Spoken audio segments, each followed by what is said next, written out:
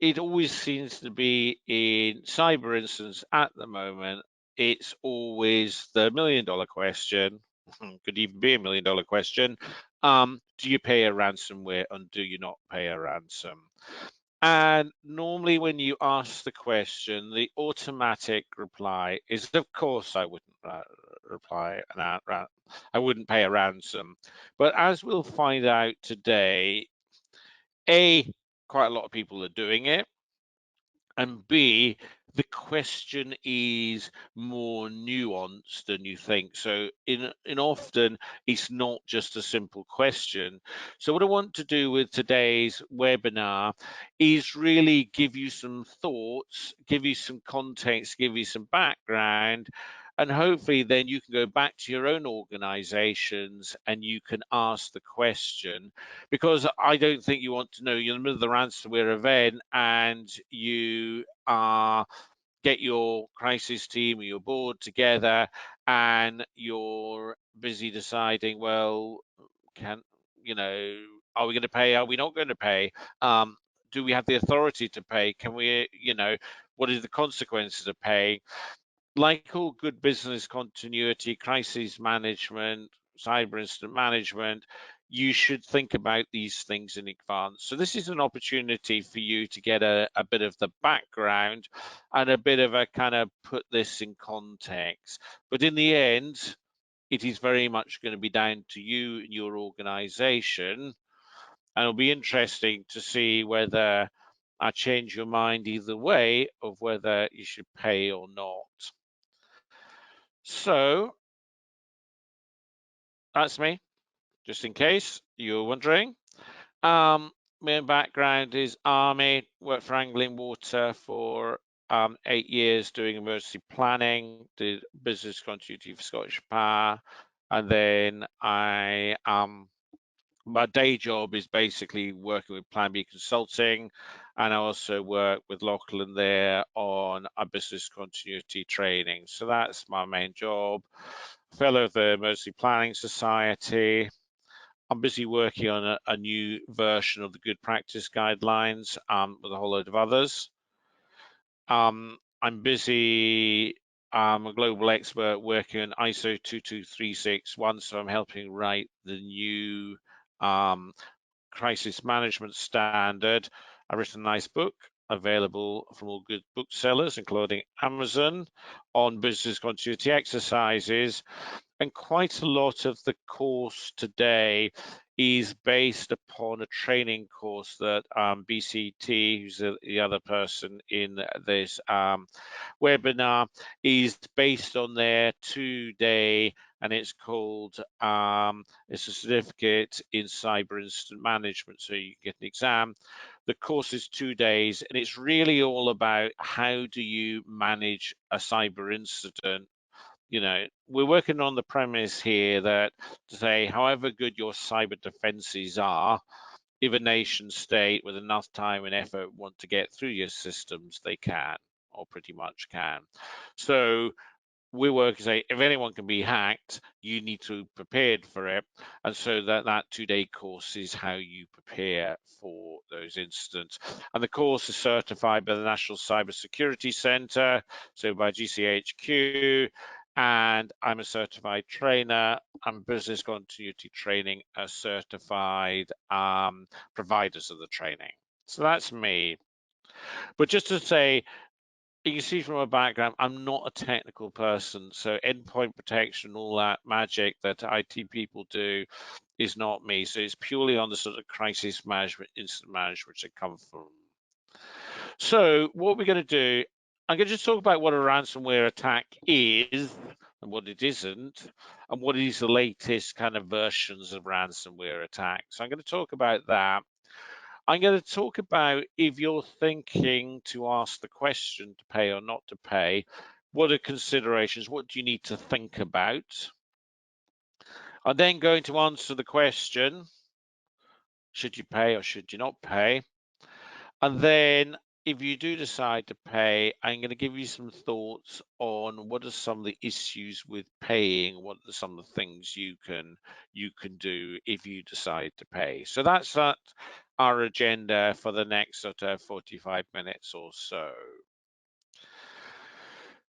If you have a ransomware attack, for us, there is a number of elements. So these are the sort of main elements, one of which is to pay or not to pay. So that's a key question. And actually, if we talk about the elements, then actually this pay or pay not to pay impact, or the consequences of doing that, is going to affect everything else. So if we come round here, the first thing is we need to do when we're doing a ransomware response is about our reputational management. We've been hacked, so our secrets might be all over the dark web. They might be available there. We might not be able to provide service to our customers. If you look at Toyota yesterday, I think it was, had one of their supply chain hacked, and they won't be able to produce 13,000 cars, I think I saw. So there is the reputational management element of managing a cyber incident. One of the things is, if you pay, you might get your incident over quicker, resolve it quicker. So there's less incident management to be managed. And I think we also have to take into account then, if we think about the earliest ransomware attacks, say TalkTalk, that's the one everyone remember. Nowadays, there are so many ransomware attacks that it's hard to kind of even differentiate one.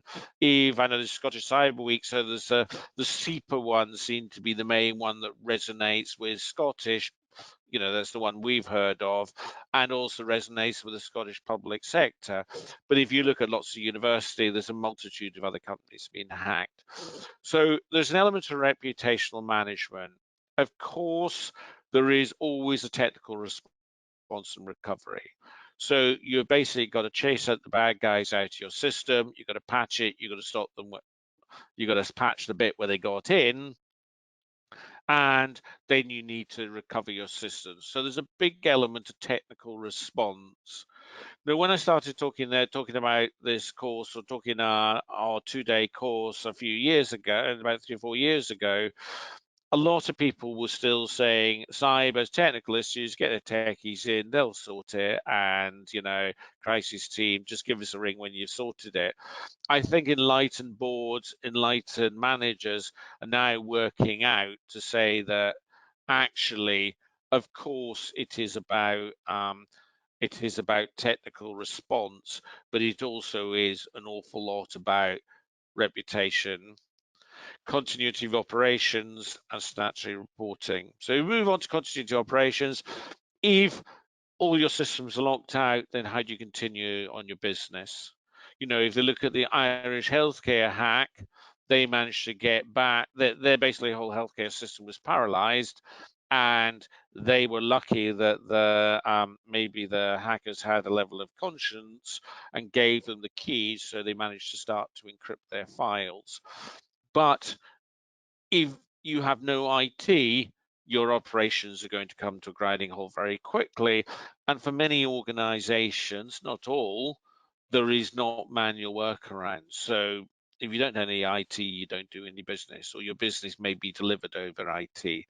Of course, if you're something like social services, you can still go out and, do those physical jobs.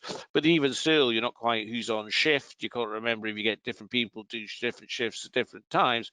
All that information is electronic.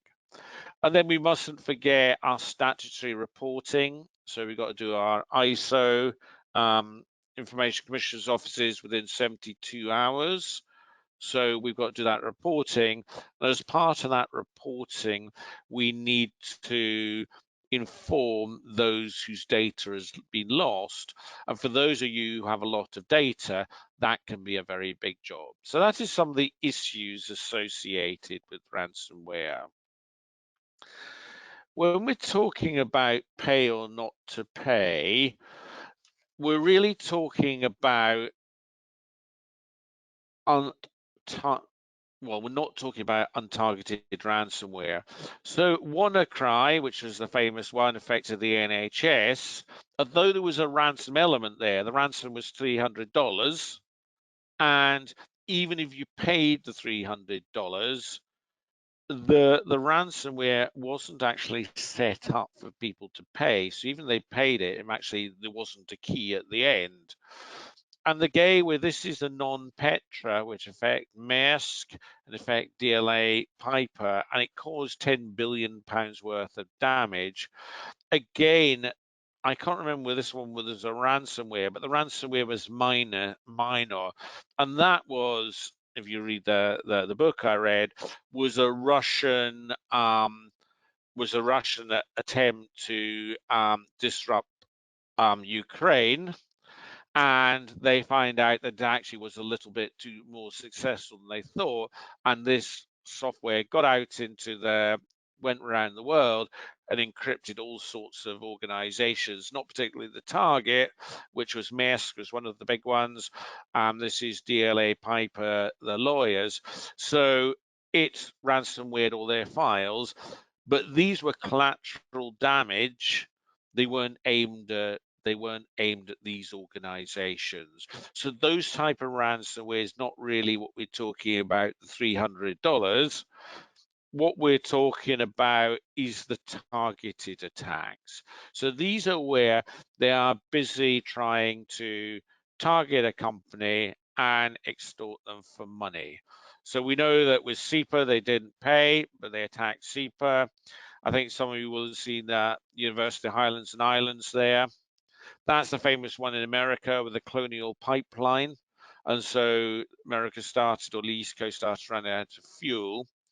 The important thing to note on that one is, and it did happen in WannaCry too, that the main effect was them closing down their systems and cutting off and shutting down their pipeline. The ransomware didn't actually get their pipeline, their SCADA systems, the process control there. It only affected their back office systems, but they closed them down anyway. And I have seen there is a bit of a push to say, actually, are you better off keeping your systems up and trying to get rid of the ransom that way than closing everything down? Because if you close everything down, you actually achieve the same effect as what the bad guys want to do. So that's the famous one in America. Saudi Aramco is a little bit more interesting. They had one 2000 and something. They had really, and they were basically all their IT systems down for about 7 or 8 months. But there was a more recent one where a contractor took data from them and then tried to ransom it for $50 million. So don't forget the internal threat. Lots and lots of schools have been affected. Lots and lots of local authority. Hackney, I'm not sure whether you can now, but Hackney weren't able to do any conveyancing because all the conveyances information was locked out.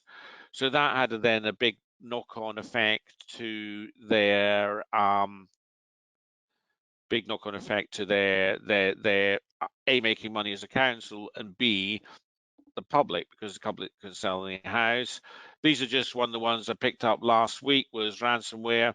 That's the big meat producer in America, which paid a ransom. We'll come on to that. This is a little bit interesting. I don't know if any of you are video gamers, but you can watch live video gaming here. And the bad guys there managed to steal their entire source code. So once you've lost your source code, anyone can take that code and recreate your website, because that is how you recreate your website from your source code. And the bad guys were meant to have stolen their, I think, 6 terabytes of data. So how poor are their systems that nobody noticed 6 terabytes of data going out of the way? And the guys who did this are looking to release that data. But the problem for Twitch is to say someone could then start Twitch too, and all right, they haven't got maybe the content, but they've got, you know, probably the tens of millions of dollars work to produce that website. That's all available to a third party. So on targeted, what we're talking about is targeted attacks on specific organizations, either chosen because they seem to have money, or chosen because they got a vulnerability, but It's not random, they're particularly chosen. This is what the typical attack does. And it's called a triple or double extortion. So basically what they do is they gain access to your site. And they gain access to your site says phishing, clicking on the links there, which are all told not to do it. Spear phishing. So, dear Charlie, I like my rugby, Glasgow rugby. So actually, dear Charlie, have a look at this picture of, I can't even think of any Glasgow players now, so not that much into rugby. Come and click on the picture of Glasgow rugby players. And oh yeah, I'll click on that picture, and there's a nice picture of Glasgow rugby player, but at the same time, it's going to be malware. But they've seen from my Facebook profile, or they've seen from Instagram, that I go to the rugby, I'm interested in rugby, so they've targeted me because they want to get into our company. And then, and they can social engineer. So that's really sort of social engineering, but use spear phishing because it's targeted to me. So they gain access to your system.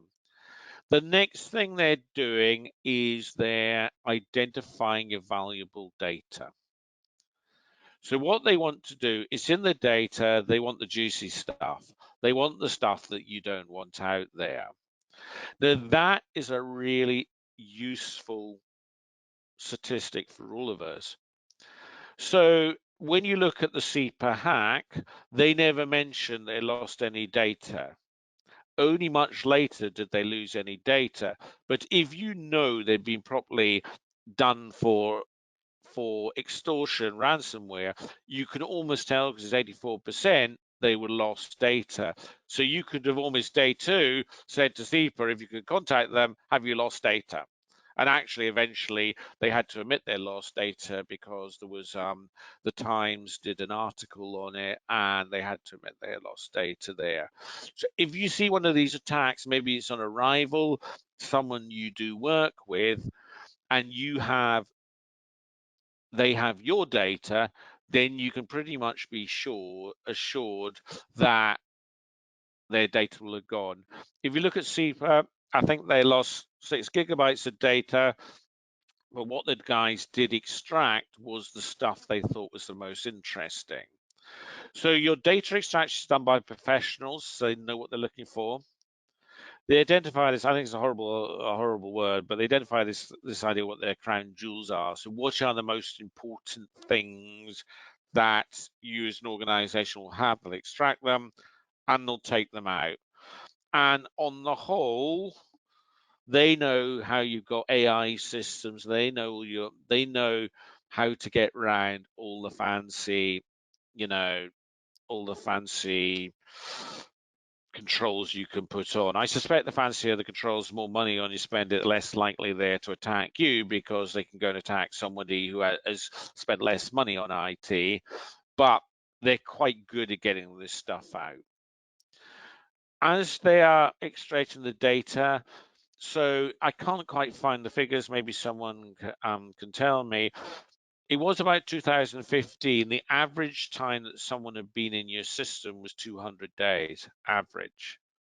I don't know what it is now. I suspect it's shorter, but they will still be in your system. They could have been in there for weeks, if not months. So they have the good opportunity to identify the valuable data. They will then encrypt your files or prepare your files for encrypted, and at the last minute, encrypt them off.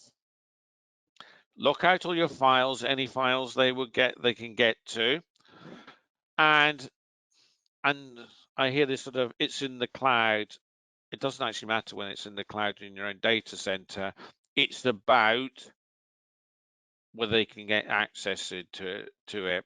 So if they can get access to your data, they get access to your data in the cloud, they lock them out as far as they can. And they know the more they lock out, the more you are likely to pay. And also, if you think about software as a service, what they can do is lock out your means of logging on your Active Directory so that even if you have software as a service, they're not necessarily, that data may be quite may be difficult for them to get because that's actually stored by 365, or it's stored by Salesforce, or it's stored by Aggresso, or whatever the systems you use. If you can't physically get access to your system and log on to your system won't let you get onto these systems. So the data may be fine, but if you can't get access to it, you're locked out of your systems. Well, it's the same effect. And most companies, it seems to me, don't actually allow people go straight through a browser into Salesforce. They do it through their own Active Directory there. And it's often done at the most inconvenient time. So as soon as I saw SEPA's hack on Christmas Eve, you knew that that wasn't a chance time, because they do it at the most inconvenient time. Because, you know, on Christmas Eve or New Year, do we put our top IT guys on standby? No, we put the junior guys on it. You know, I've been here 10 years. It's your turn. You're doing Christmas. You guys do Christmas. I'm not doing that. You know, I'm one of the old timers here. So they do it at the most inconvenient time because they want to put pressure on you. And if you haven't got your A team, if you can't find your, you've got limited access to your people, you can't find the big decision makers, then that puts pressure on you.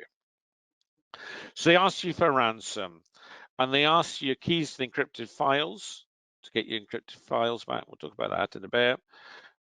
They'll try and extort you for not releasing the data. So actually, they're going to release all your data. And if you look at SEPA, there was a release of data, and it was all the top 10 polluters in Scotland. So they released the data, made the data available. I think it was the Conti gang who did that. And then someone managed to compile top 10 polluters from that data released. So that is the kind of thing that somebody took because they thought that was actually what they could extort them for. So you release the data.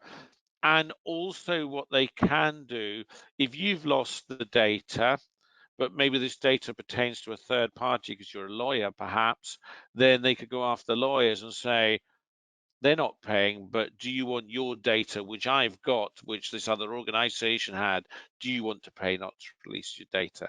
So that's the triple extortion bit. So that is your typical what is happening to people. And if you will find that companies woken up this morning and that is what's happened to them. So that's the kind of bit about ransomware. So that's what we're dealing with.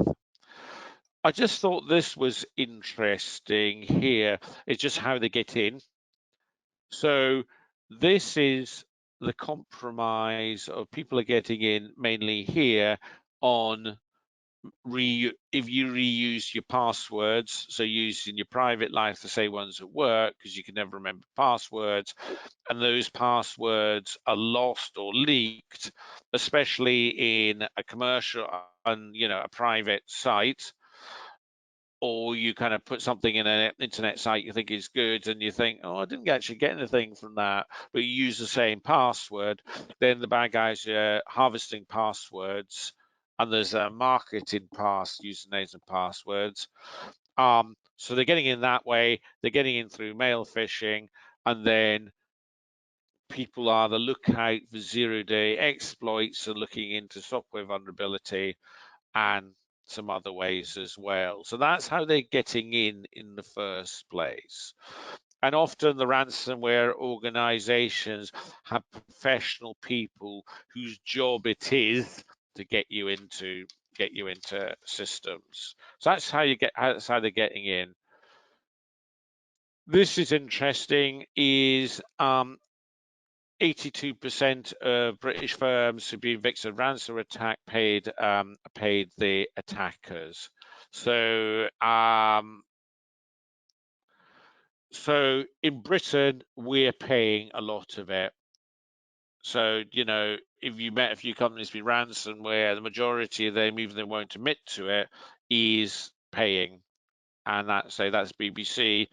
I always think you have to take kind of like statistics in cyber with a bit of a pinch of salt, because the fact is that sometimes they're not always it depends on the quality and how much money they want to spend on the research. So sometimes there's a bit of a survey like the Business Continuity Institute does, which is only as valid as those who bother to fill in the survey. But BBC is saying 82% British firms victim ransomware pay, and the global average is 58. So if you do pay, you're amongst others. These are who've paid and the ones most people don't like to admit to this stuff. And so it comes out very slowly. So University of California, you can see that. Travelex, they were done on New Year, a couple of New Years ago. I know they exist. They were sold for £1 a year and a half later. And I think their demise was not helped by the poorly managed ransomware. Colonial Pipeline, they managed to get quite a lot of that money back because FBI managed to hack the hackers and get quite a lot of their money back, but I wouldn't rely on FBI coming to your rescue. This is what quite a lot of money is being done by American local authorities, so they're paying. That's one of the really big ones. $11 million. And some of these big companies, $1 billion, 2-3 billion turnover companies, so actually £11 million is in the grand scheme of things. It's painful, but it's not unaffordable. And you can see Garmin got hacked as well, and then 2 million. So that's quite a big payment. So that gives you some idea of what the payments are. Average ransom demand rate of pay holders. So this is from a cyber insurance company, so they should know, was 1.12 million. And it is and the money has been going up. So why do 100,000, a couple of £100,000 when you get 1.5 million? And if lots of people are paying, why not get that? And that is the there's been a slight downturn in ransom, but you can see roughly that's round about the amount there. So some will be more, some will be less. The cost of not paying. Now, I'm asking one of my questions here. In cost benefit, you are probably always cheaper paying, with a caveat. But this is one of the Copeland Council. I can't remember how much their demand was, but you look at it, cost them 2 million. Now I know the turnover of that council is only 9.5 million. So they've spent almost 20% of their budget on IT trying to recover from a ransomware attack. So that's quite a lot of their budget. Here's someone's, I just picked up these ones from America. So, ransom of 50,000 quid. Notice the date. So that's a while ago. They spent £2 million on PR digital forensic consultants. Digital forensic people are not cheap. And, consulting and all the rest of it. And then you can see Baltimore, 76,000 and cost them over $108 million. Now you can see the impact there. Sometimes I think these things are quite difficult to calculate because people calculate in different ways, but you can see here that on the whole, these things are very expensive. And one of the main reasons they're expensive is because one of the ways you get out of them is rebuilding your IT. And if you have to rebuild your IT from scratch, you need to go and rebuy all the servers again. And you think, well, why don't we just wipe down our servers and that'll be much cheaper because we can take them back to their operating system, and then we can rebuild them back up that way. And the problem you end up with that, and I'm getting off my non-technical bit, is the operating system that operates the the server, there's nothing stopping the bad guys of actually keeping the code in there. So it actually, when you rebuild it again, the backdoors or the malware is still inside the system, and you get back with the reinfection, you're back to where you started with. So if you really want to do that, you need to go back to, you need to buy new servers, and you need to basically rebuild your IT. And that's expensive. IT buying it the first time is expensive, and then you have to buy it again. It's even more expensive. This is, I think, a useful one to, this is, I suppose, against paying. Now, this is from Sophos, so you would kind of trust them that they should know what they're doing. So only 8% recovered all of their data after paying a ransom.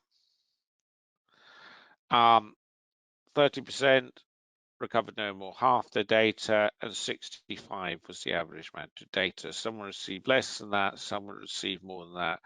So I think you have to be beware of that. If you're doing your calculations, you're not guaranteed to get all your data back. Now, big cyber, hackers rely on their reputation, so they're not going to get you to pay and then release your data anyway. Because if they did that anyway, everyone would know, and actually, would anyone pay? Because you say, what's the point of paying? Because you can release my data. So their business model only works if they keep their word. So in that one, even they keep their word and don't release your data, you're still going to lose some data. We'll talk about backups in a second. So, you're going to, that's the issue. But if you're worried about the release of, the ransomware, that you're not necessarily going to get all your data back again. So you just need to be aware of that. In terms of backups, basically, as we've seen from the triple extortion ransomware, as well as going for your data, they go for your backups. So anyone who's been clever and got high availability backups, so they back up every 15 minutes, back up every 5 minutes or 30 seconds or whatever, and they take that offline, they keep their backups online. The bad guys know that, and so they get your backups. So you have to think through. So it's not just about the old RTO, which, if you've done business continuity, and love, if how much data you need to lose. There's a different calculation here, because with an RTO, with a really good backup system, you shouldn't have to lose very much data. But if the bad guys can get your backup systems, you might then back up to tape once a month, and then you're rolling you back to RTO at RPO at the worst case once a month. So your backups are absolutely critical in being able to recover from ransomware. And you have to think more about how availability and other bad guys are going to get your data backup is. Now, this starts to get off my area of expertise. So what technologies and what style of backups do you need to do to make sure that these guys don't get your backups? So backups are absolutely critical.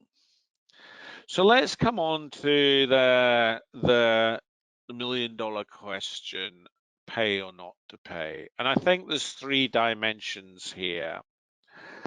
There's a first dimension you have to take into account, is it's a moral issue.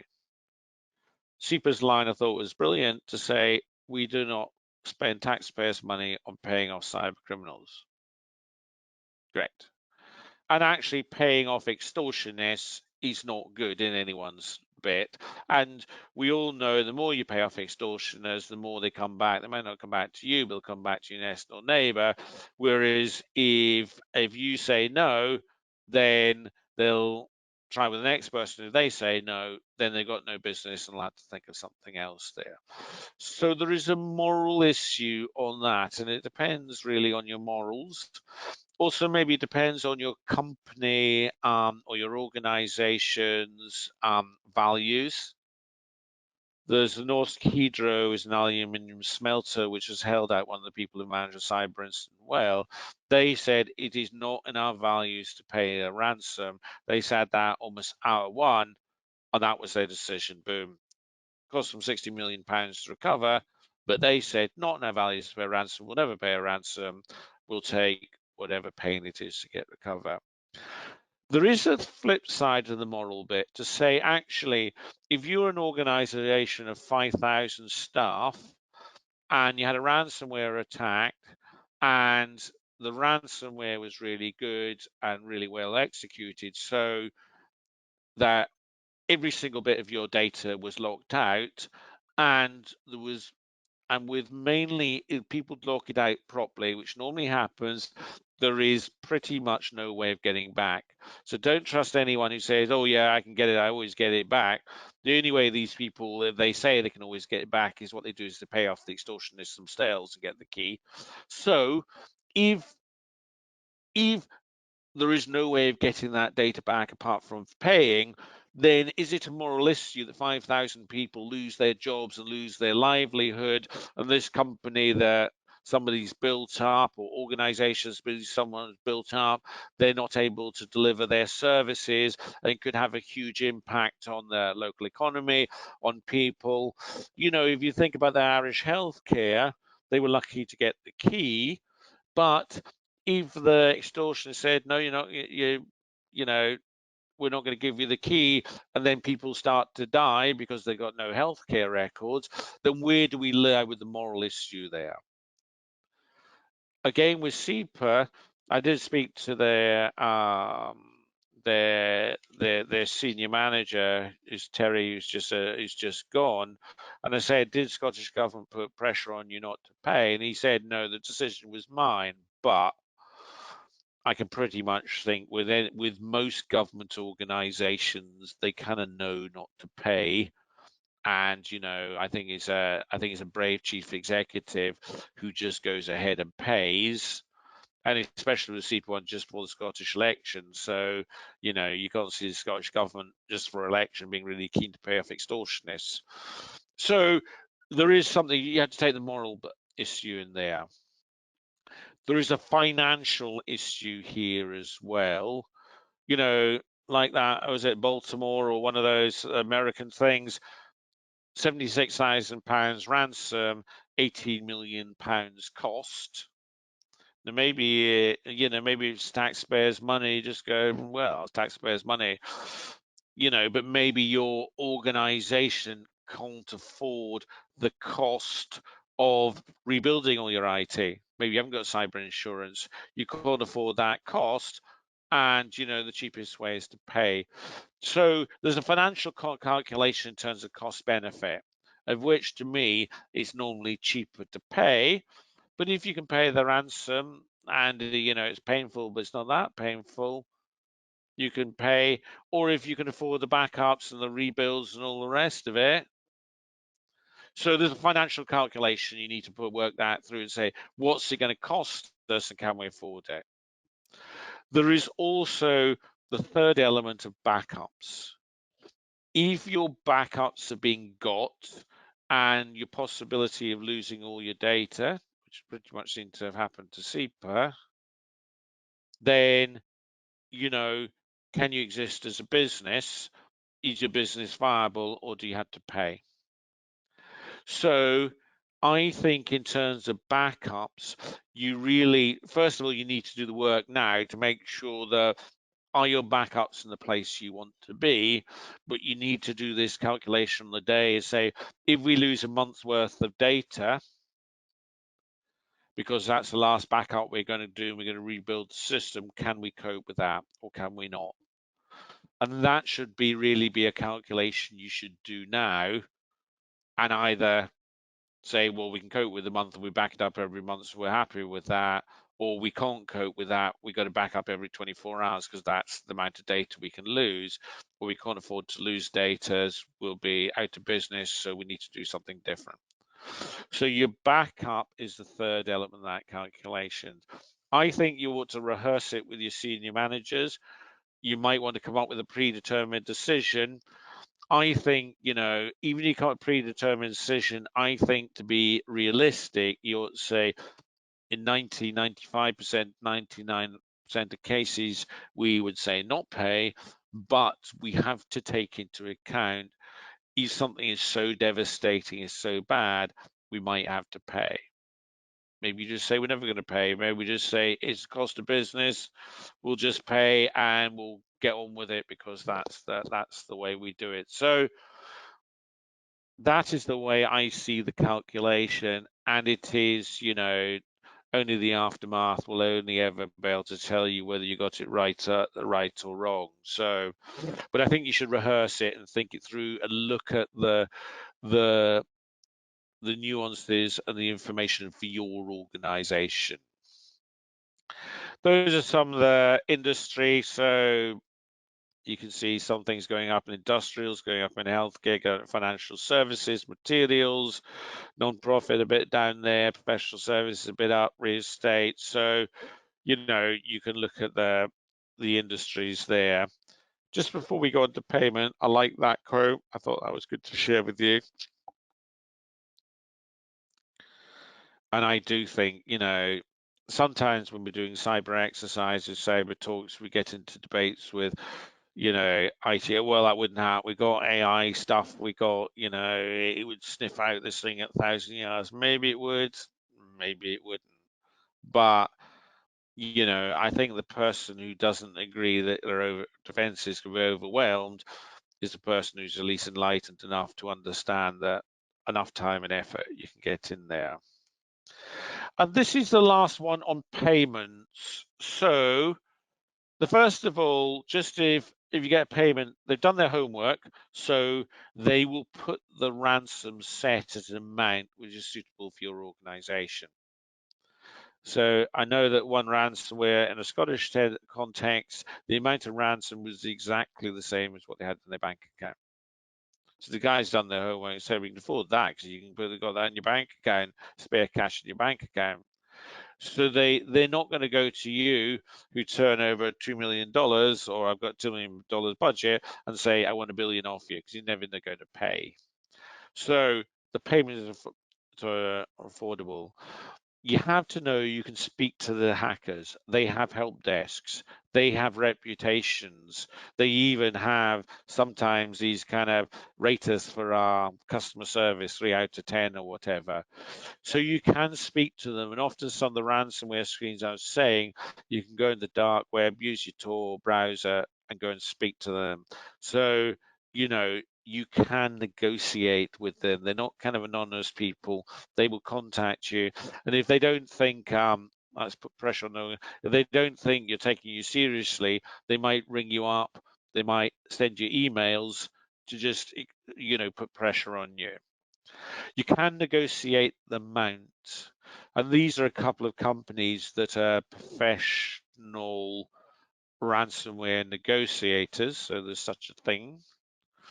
I don't know if the guys when they were at school kind of says, what do you want to be when you grow up, little Johnny or little Jenny? I want to be a professional ransomware negotiator.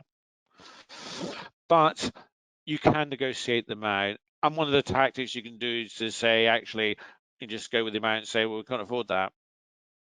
Do your worst because we can't afford that. But, we've got to £40 million. We just can't get our hands on that sort of cash. We're COVID, all the rest of it. But, or we can get that ourselves on that cash, but it's going to take 6 weeks because we've got to liquidate that and we've got to do that. But, we get 100,000 quid. Do you want to take 100,000 quid now, or do you want to wait for the £1 million later? And I've had this for a couple of negotiators who say, look, you can often get the money later down, and they're happier to take £100,000 now because you'll pay that tomorrow than wait for the big prize in 3 or 4 weeks' time when they could have been got. They could have got, law enforcement might have got them, or they can move on to somebody else. So you can negotiate the amount. This was an interesting one, is because you can speak to hackers, sometimes their how the path to where they do the customer service is known by other people. And sometimes people can go onto that and join in your negotiations. And this has happened a number of times, and try and either be helpful or say, oh, that's not enough, or just kind of interfere with it. So one of the things you should do, according to these negotiators, is set up an independent way of speaking to the hackers so that nobody else can get in there, which is a bit bizarre. I never thought. Professional ransomware. So this was a guy, Mike, who I spoke to, did an interview work. He works, I think, Group Sense there. One of the other things that he said to me, and I've read this a couple of times, to say, you've not got to get emotionally involved in this.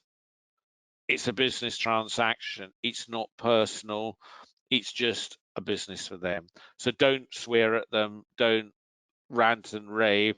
Treat them with respect, because you have something they want, they have something you want, and you want to try and come out to some sort of win-win position as far as you can win-win in this. So it's a business transaction, don't personal. So it happens to you, keep calm and try and carry on. They do it at worst time. So they'll do it on New Year's Day. They'll do it in the time to put you off balance. A negotiation will go over hours and days. This is not like some Latin American kidnap, which you've probably seen the films in the 70s, where they kind of negotiated, he's been in captivity for 3 years or 6 months or whatever. They want paid. It's hours and days. If you're not going to pay, you're bugging about. They'll just release your data, leave your stuff locked, and let you get on with it and go on with the next victim. So, this is a short time. This is not days. Just in terms of prosecuted for payment, it is not a crime to pay off extortion people in the UK. The only crime it is with this is to pay off known terrorist organizations or people on official sanctions lists. Those are the two things you can be done for, but you can't be prosecuted for paying somebody. It's not legal to pay for ransom in the UK. Some people, if you've got insurance might pay. Some people also use their computer. If they got a support company, a third party support company, they get them to pay. We don't pay off hackers. Yeah, you haven't, but your IT response company has just put in a bill for $6 million, and they haven't done $6 million worth of work, and it's basically they use the people to pay off the company. So they say, well, we didn't pay. So you can't be prosecuted for payment. And the last bit just on this is the sort of hints and tips, is that you can ask them to decrypt some of your data so you can actually prove that the key works. But you're going to get 65% give or take back if you pay for the key. So you can actually ask them to test some data, decrypt it to prove that they actually have the keys. So that is what I've got. I hope you find that useful within the time. So is there any questions?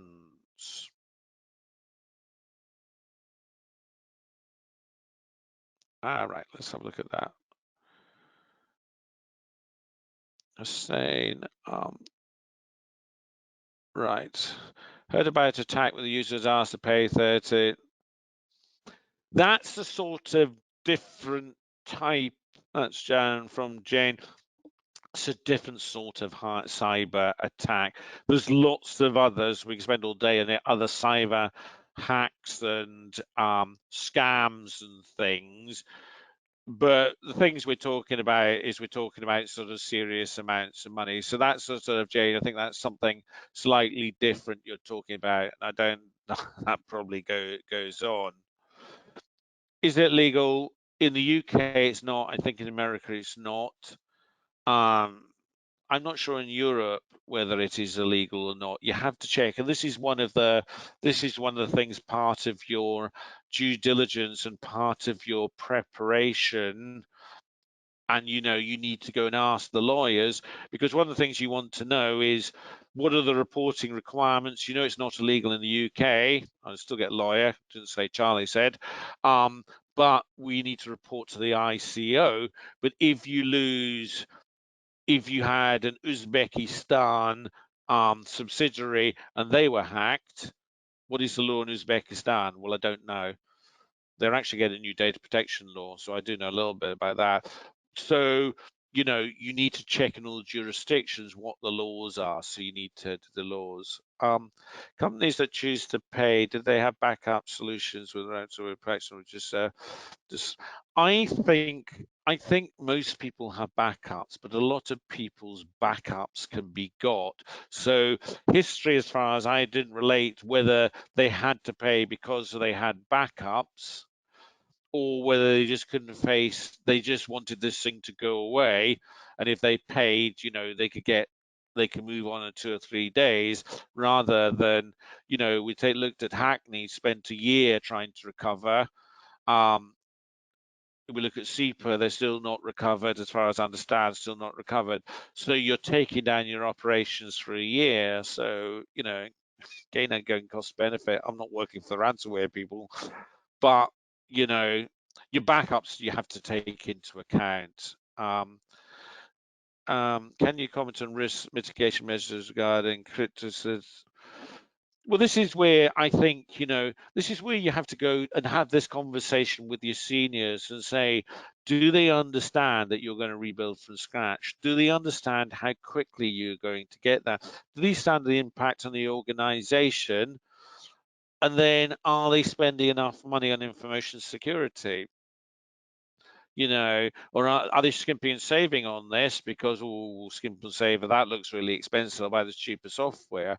But the consequences are fairly high, but there's no such thing as 100% security. So I think you have to look at your own organization, what your risks are, what your vulnerabilities are, but you had to spend the money because the consequences are fairly large. Do you identify small businesses to pay ransom more than larger organizations? I don't know about that one. It's a really good question. I suspect it's probably sorry, Charlie. possible. Can we just? I'm just going to read out the question again because I think it was a very interesting one, and maybe people didn't hear it. Do you tend to find small businesses tend to pay the ransom more so than larger organizations? That is a question. That is the question, and the answer is I don't know.